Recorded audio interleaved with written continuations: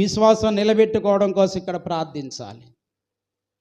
ప్రార్థన చేస్తున్న వాళ్ళు నోళ్ళే కుదురులేవంటే, ప్రార్థన చేస్తున్న వాళ్ళు చూపులే కుదురులేవంటే, ప్రార్థన చేస్తున్న వాళ్ళు బ్రతుకులే బాగోలేదంటే నేను ఏడవాలా నవ్వాలా?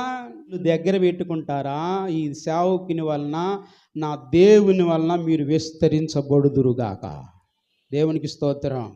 అలా కాకుండా నా స్వభావం, నా ఇష్టం, నా మనసు, అందుకొరకు నువ్వు దేవుని సన్నిధిలోకి వచ్చి ఆయన ఉగ్రత పాలవలసిన అవసరం లేదో.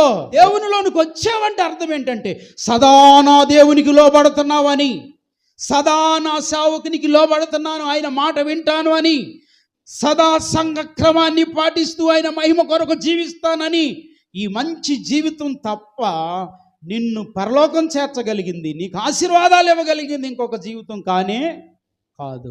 ఆ దైవ సేవకుని ఇంట చేర్చుకుంది. ఆ ఇంట ఉన్న ప్రతి అవసరం